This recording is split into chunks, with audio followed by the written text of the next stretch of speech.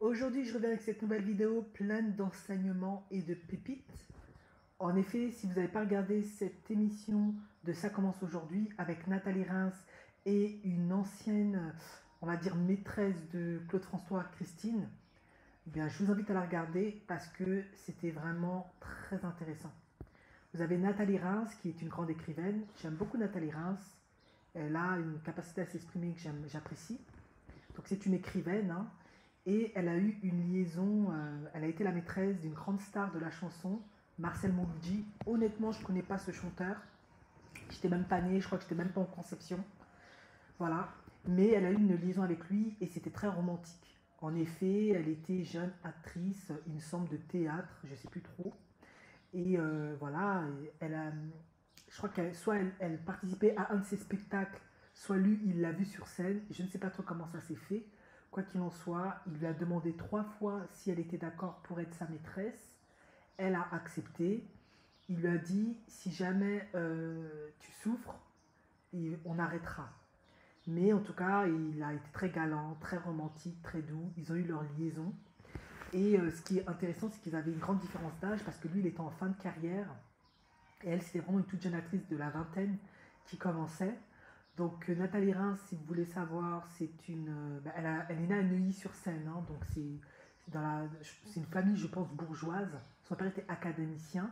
Sa mère, je ne sais pas trop ce qu'elle faisait, mais d'après ce qu'elle explique, sa mère aussi, il y avait beaucoup de notoriété de ce côté-là. En tout cas, il recevait beaucoup de gens connus. Voilà. Donc elle explique qu'elle n'était pas impressionnée parce que de toute façon, elle avait l'habitude de côté des gens connus, mais ils avaient une grande différence d'âge. Après, ce qu'il est important de remarquer, une remarque que je peux faire, c'est que je vous ai dit, quand un homme prend une maîtresse, il y a un manque. Donc dans le cas de Marcel Mouloudji, bon déjà lui, il a pas connu son père qui était kabyle, il me semble. Et sa mère, elle avait des problèmes psychologiques, donc c'est un enfant qui a grandi tout seul, il s'est fait tout seul, il était un peu abandonné. Et grâce à la télé, c'est un peu comme Gérard Depardieu, il a réussi à trouver une place.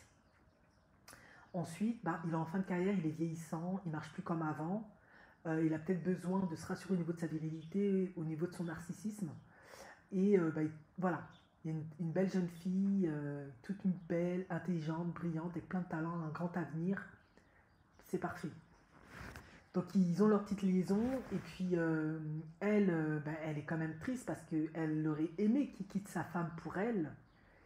Après, bon, de ce que j'ai compris dans l'histoire de Nathalie Reims, son père académicien, il n'était pas non plus blanc comme neige, hein. Il y a quand même des gros dossiers de leur côté.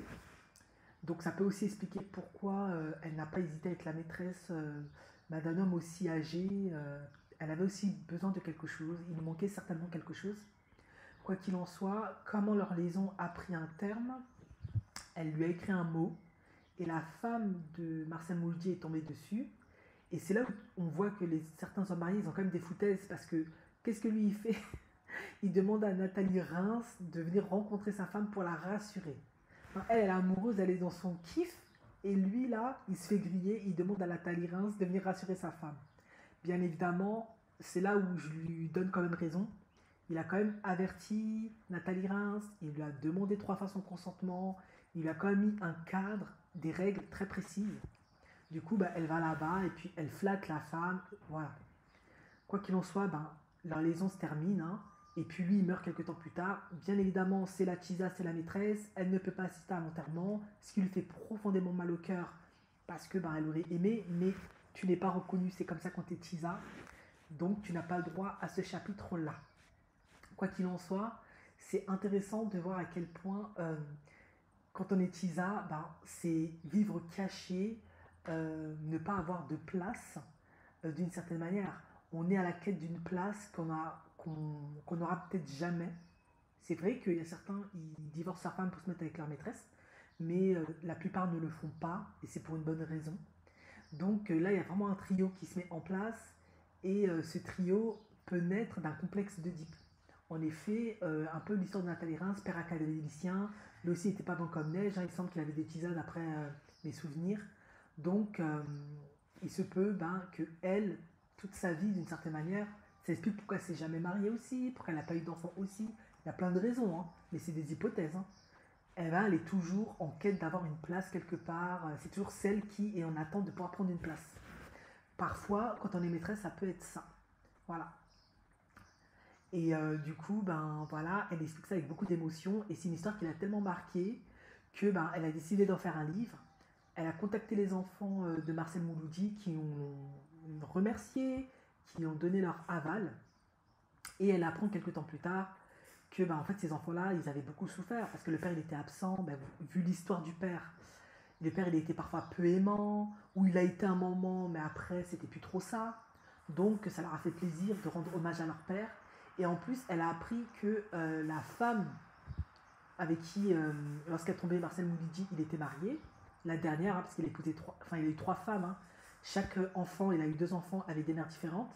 En fait, elle maltraitait les enfants. Bah, je ne explique pas et je ne justifie pas, mais quand tu n'as pas eu d'enfant avec un homme et en plus il te trompe tout le temps, ben, ça te blesse, tu es en colère, tu es frustré. Et donc, les premières personnes sur qui tu décharges ta colère, ce sont les enfants, malheureusement.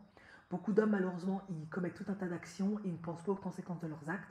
Souvent, c'est pas toujours eux les payeurs, mais c'est souvent les enfants. Enfin bref. En tout cas, belle histoire. Voilà.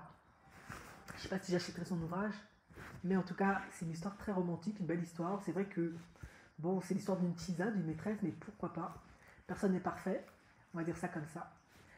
Ensuite, la deuxième femme, Christine, bah elle, je crois que c'est l'histoire qui m'a le plus brisé le cœur. Elle a été maîtresse de Claude François. Elle explique que bah, malheureusement, elle a été abandonnée par son père, blessure d'abandon. Ensuite, sa mère l'a abandonnée quelques temps plus tard pour suivre un homme. Deuxième abandon subi par la mère. Donc elle est un peu livrée à elle-même. Et comme elle aime la danse, elle décide de se rapprocher de noirs américains. Et je la remercie pour noirs américains parce que les gens ont tendance à dire black et c'est noir. Et elle fait de la danse avec eux, elle est dans leur groupe. Et elle fait la première partie de Claude François et c'est comme ça qu'elle le rencontre. Alors lui, apparemment, il kiffe sur elle, puisqu'il est une jolie petite blonde. Hein. Et ensuite, il l'invite à aller dans sa loge euh, après le concert. Et à peine entrée dans la loge, tout de suite, Claude François la prend et la fait asseoir sur ses genoux. Et ça, effectivement, elles l'ont très bien expliqué. C'est pour ça que ça vaut la peine de regarder l'émission. C'est vraiment un abus. Hein. Il a fermé la clé, il n'a même pas demandé son consentement. Ensuite, il raconte sa vie. Il se sépare, il se revoit quelques temps plus tard. Enfin, il se revoit après le concert. C'était plutôt ça. Je crois que c'est plus ou moins. Bon, bref. Je ne me rappelle plus trop des détails. Et là, qu'est-ce qui se passe? Il l'embrasse sans lui demander son consentement et il a Mougou. Sans lui demander son consentement. Et c'est quelque chose qui l'a traumatisée, mais comme c'est une enfant abandonnée, elle a plein de blessures, elle est seule, elle n'a aucune protection, et ça rejoint tout ce que je dis dans mes vidéos. Elle est très flattée que Claude François s'intéresse à elle, à un homme aussi talentueux, qui a beaucoup de succès. Claude François a énormément de succès, il était... Et toutes les nanas lui couraient derrière. En plus, Claude François, on va pas se mentir, c'était quand même un bel homme. Hein. Elle est flattée, elle se dit qu'elle est importante, qu'elle a de la valeur. Le vide intérieur, ils l'ont bien expliqué qu'elle a, ben, il comble. Absence de père et de la mère par la même occasion, daddy issue. Et elle est tout de suite sous son emprise. Et elle explique que ben, c'était une relation abusive par intermittence. Ils se voyaient quelquefois, parfois ils ne se voyaient pas. Au point, elle en a fait une dépression tellement sévère que les médecins ont dû lui dire arrête de voir Claude François, c'est pas bon, c'est pas sain. Et elle avait beaucoup de mal à comprendre en fait qu'elle était dans une relation abusive. Inconsciemment, elles l'ont bien expliqué, elle ne voulait pas l'accepter parce que c'est vrai que parfois tu as du mal, déjà de voir en tant que victime, ça fait mal. Mais deux, tu te dis maintenant comme Claude François, il ne peut pas avoir autant de succès, être aussi génial et être abusif. Et en réalité, ben, quand elle a raconté ce qu'il lui faisait, il l'a maltraitée physiquement, psychologiquement. Elle n'avait pas de consentement. Un jour, il l'a laissée au beau milieu de la nuit à la campagne parce qu'elle n'avait pas voulu, elle avait commencé à s'opposer. C'est toujours comme ça.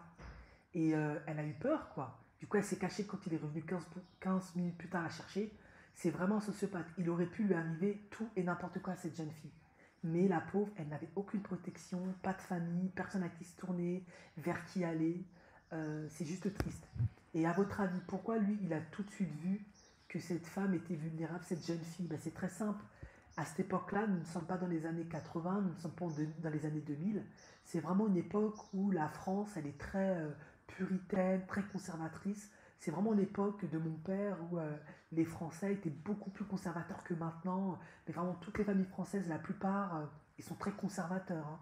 Ok, il y a peut-être des gens qui sont un peu au bord de la société, mais la plupart ils sont très conservateurs avec des valeurs très à cheval avec les valeurs. Donc forcément, voir une petite blonde de cet âge-là avec des noirs, et c'est pas une question de racisme, hein, tout de suite tu comprends, il y a un problème. Quel parent laisserait une jeune fille danser dans des avant-premières avec des noirs? Voilà, et c'est comme ça qu'il a compris en fait. En tout cas, à cette époque-là, de nos jours c'est peut-être différent, mais à cette époque-là, il a tout de suite compris. Et effectivement, il avait vu dans le mille parce qu'après, en discutant avec elle, il voit qu'elle n'a pas une bonne estime d'elle-même, qu'elle n'est pas confiante. Elle raconte son histoire, il s'aperçoit qu'elle n'a pas de père, qu'elle n'a pas de mère, aucune protection. Bah, bingo, il peut abuser d'elle. Mais Claude François, il est connu pour avoir abusé de plein de jeunes filles. Mais après, dans le cas de Christine, bah, il s'est vu en Christine. Apparemment, lui, il a eu une enfance aussi misérable. Quand ils sont revenus d'Égypte, eh bien, ils étaient un peu dans la précarité, c'était compliqué, ils galéraient, etc. Du coup, lui, voilà, hein, c'était pas non plus évident. Après, je pense pas que c'était peut-être au niveau de Christine qui a été abandonnée, mais il a eu une enfance aussi compliquée, il a eu plein de galères, plein de souffrances visiblement, qui lui racontait. Donc ça faisait effet miroir. Et forcément, bah, il se déchargeait sur Christine, parce que d'une certaine manière, bien que elle pensait que c'était de l'amour, en fait, elle représentait tout ce que lui, il détestait en lui, qui a fait qu'il a voulu être une star, qu'il a voulu réussir pour briller, pour ne plus être le Claude François misérable qui a grandi dans les bas-fonds de Lyon, quoi. Voilà, donc elle représentait tout ce qu'il était. Et il l'a maltraitée, il a abusé d'elle à tout point de vue, la pauvre, quoi. Et à la fin, quand elle a voulu vraiment s'opposer, elle a commencé à avoir un peu plus de capacité à s'affirmer. Il lui a carrément dit: je suis Claude François, on ne me refuse rien. Après, elle a réussi à s'extirper, heureusement pour elle, mais si vous la voyez sur un plateau, quand elle raconte son histoire, on a des frissons, tellement on sent la souffrance, sa chair de peau, vraiment les blessures sont à vif. C'est vraiment un épisode de sa vie qui l'a profondément marqué, blessé. Surtout qu'à l'époque, il n'y avait pas une question d'emprise, d'abus physique, etc. Tout ce qui est consentement, ça n'existait pas, hein. Et même Faustine Boller, elle était révoltée quand elle lui a dit: non, non, non, t'as été abusé, ce qu'il t'a fait, c'est inadmissible, c'est pas ok. D'autant plus que c'est pas la première à qui il fait ça. Claude François, il a une réputation de vraiment aimer les petites minettes là. Voilà. Il a même fait un enfant à une mineure, qui d'ailleurs est passée sur ce plateau-là. Donc voilà. En tout cas, c'est une émission qui est riche d'enseignements. Voilà, moi j'aime la commenter parce que ça permet, selon mon expérience, de toujours avoir un autre regard et d'apporter d'autres éléments qui peuvent être aussi pertinents. Mais vraiment, c'était deux beaux témoignages très touchants. Et Christine, par la même occasion, par les conseils de Michel Polnareff, d'après ce qu'elle a expliqué, elle va faire un ouvrage par rapport à ça. Et elle a bien raison parce que Claude François, c'est bon, quoi.